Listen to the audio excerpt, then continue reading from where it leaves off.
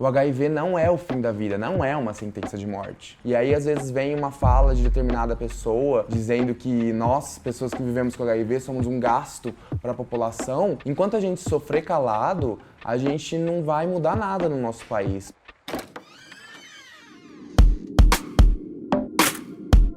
HIV é um vírus que é transmitido via sexual e a gente precisa falar disso. Meu nome é Lucas Raniel, tenho 27 anos. Há 6 anos atrás fui diagnosticado com HIV e resolvi abrir minha vida após alguns episódios de preconceito para poder informar as pessoas mais sobre vivência com HIV, prevenção combinada e todas as questões que circulam em volta do mundo e do universo do HIV e AIDS.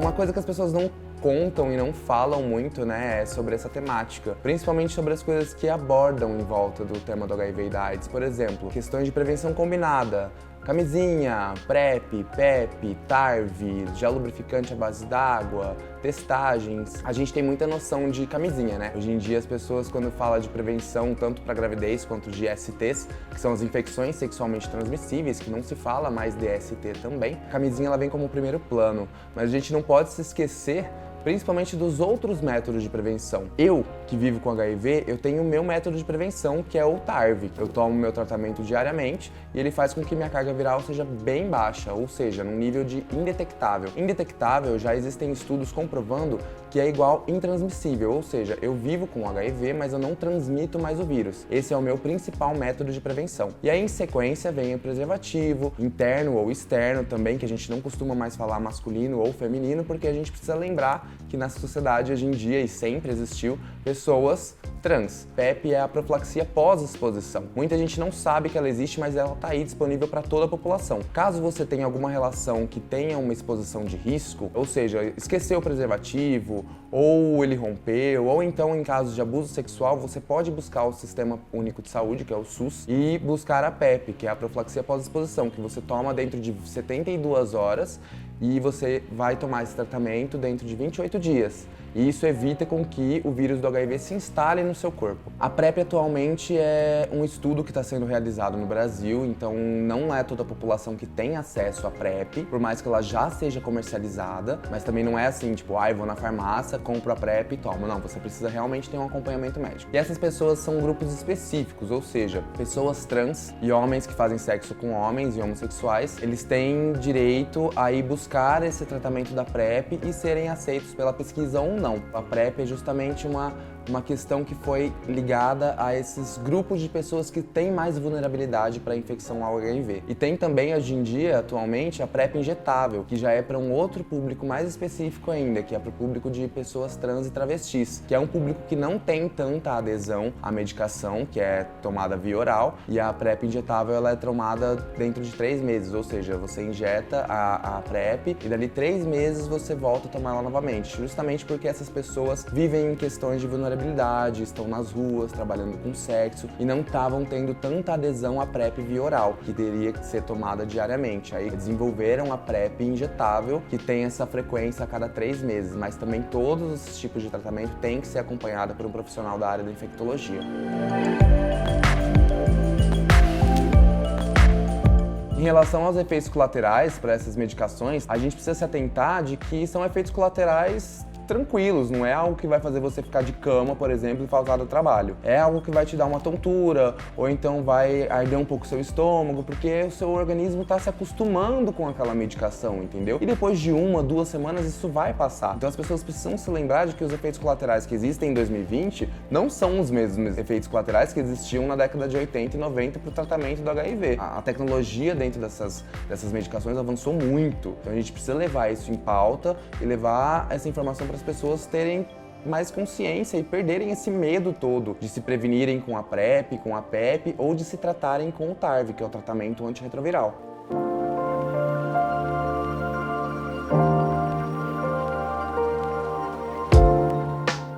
Todos esses tratamentos são disponíveis pelo SUS de maneira gratuita, tanto a PrEP, quanto a PEP, quanto o TARV. Porém, como eu disse, a PrEP ela é justamente para um público específico, não é todo mundo que pode tomar a PrEP. Já a PEP é para toda a população e o tratamento antirretroviral, que é o TARV, é para as pessoas que vivem com HIV. Atualmente, no Brasil, 900 mil pessoas vivem com HIV, já estão em tratamento, e cerca de 136 mil vivem com HIV e não sabem. Ou seja, por isso que eu enfatizo muito sobre a testagem, porque talvez você esteja assistindo esse vídeo aí e não sabe que vive com HIV porque não se testa, entendeu? Talvez você faça parte dessas 136 mil pessoas. Então, gente, lembrem-se, sabe? Vai lá fazer o teste rapidinho, não precisa ter medo, não precisa desse terrorismo todo que as pessoas criam, sabe? Se der negativo, legal, continua com a sua ferramenta de prevenção que tá dando super certo. Se der positivo, tá tudo bem também, sabe? A gente não precisa ficar desesperado, não precisa perder a linha, achar que o mundo vai acabar, que eu vou morrer amanhã, Cazuza, Fred Mercury. Não, gente, essa história ficou lá na década de 80, na década de 90, a gente tá em 2020. A medicina evoluiu, sabe? Então a gente tem que ter um pouco de noção das coisas e se informar mais sobre esse assunto.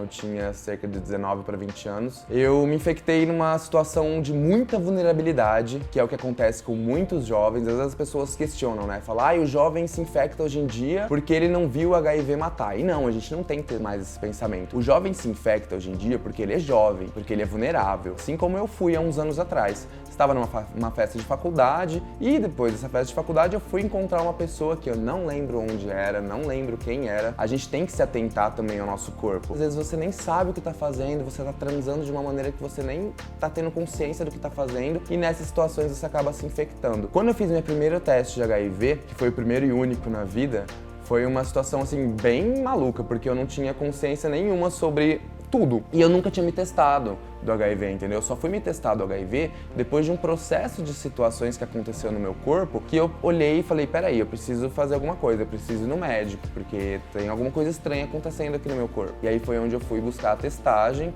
e junto com a testagem veio o diagnóstico positivo. E depois disso, muita coisa mudou, porque como eu não tinha informação, eu achei que eu fosse morrer em alguns meses, sabe? Foi assim, luto. E aí foi onde eu comecei a me atentar mais a isso e estudar um pouco mais sobre o assunto para poder repassar para essas pessoas que estavam se preocupando também comigo, para minha família, para minha mãe, para minha irmã, minha avó. E isso foi algo que foi me acrescentando muita informação e fazendo com que eu levasse a informação para essas pessoas.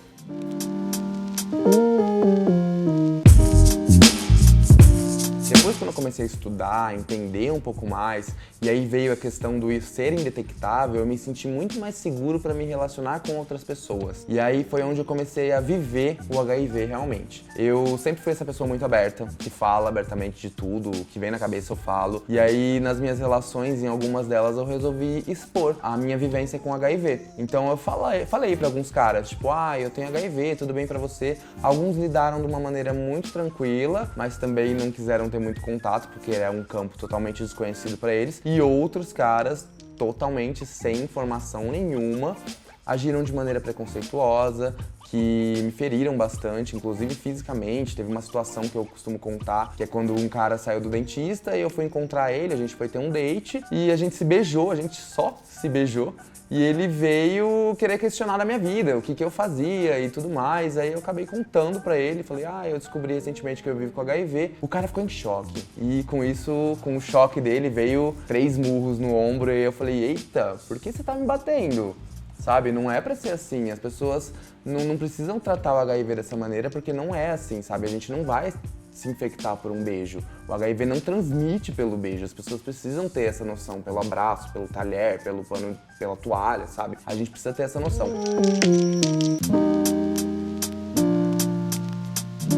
Muito importante a gente levar a questão de educação sexual para as escolas, para os jovens, porque é algo que eu não tive e é algo que eu acredito que muitos jovens não têm nas escolas e no dia a dia. A educação sexual, eu costumo falar que ela é a solução para muita coisa, na verdade. Desde a menina que está sofrendo assédio e não sabe que está sofrendo assédio, até a pessoa que quer iniciar uma relação sexual e não sabe como iniciar, porque ela sequer sabe como utilizar o preservativo, por exemplo. Já escutei histórias de pessoas que gostariam de usar o preservativo e não sabem sabia como usar e engoliu um preservativo. É um pouco absurdo a gente falar isso, mas isso acontece, sabe? Nos extremos do país existem pessoas que não têm um pingo, um mínimo de educação sexual. Eu me sinto muito privilegiado de morar aqui no centro do país, onde tudo acontece, onde a informação chega com mais frequência, mas mesmo assim a informação ainda tem muitas barreiras. Por isso que eu acho muito importante a gente falar sobre educação sexual e levar essa temática para as escolas, porque na atual situação que a gente vive no país, onde as pessoas estão querendo pregar uma política de abstinência sexual, é totalmente na contramão de tudo que a gente precisa falar na sociedade para ter uma qualidade de vida para essas pessoas, entendeu? Sexo é para ser algo prazeroso, é algo para ser tratado com naturalidade, não para ser tratado com moralismo ou com todas essas questões que abordam o sexo. Poxa, Brasil é o país onde mais se fala de bunda, onde mais se fala de sexo em músicas, novelas, filmes, só que ninguém fala da maneira certa, sabe? As pessoas não falam de sexo de uma maneira mais aprofundada, de uma maneira mais estudada, para repassar essas informações para esses jovens, porque senão vai todo mundo continuar se infectando, sabendo que as coisas existem, mas não tem conhecimento sobre essas coisas. Por exemplo, tem gente que acha que HIV é como se fosse uma gripe, sabe? Não é assim. É para ser levada a informação de uma maneira mais correta, principalmente nas escolas, para os jovens, para eles entenderem mais sobre sexo, sexualidade, educação sexual, métodos de prevenção combinada. A gente tem tantas ferramentas disponíveis, sabe? A população não sabe nem 5% dessas ferramentas todas, entendeu? A informação ela é a chave para todas as questões da humanidade. Informa-se, estudem, aprendam mais sobre as questões que vocês têm medo ou que vocês desconhecem, porque só assim você vai construir uma outra pessoa dentro de você e aprender e poder repassar essa informação adiante também. Igual vocês, que eu espero que vocês façam isso. Vocês estão escutando isso tudo aqui, então compartilhe essas informações. Não deixe essas informações ficarem só na tela do seu celular, sabe? Leve para o grupo da família, leve para suas redes sociais, porque isso é muito importante, a gente levar a informação adiante, não ficar com ela travada somente pra gente.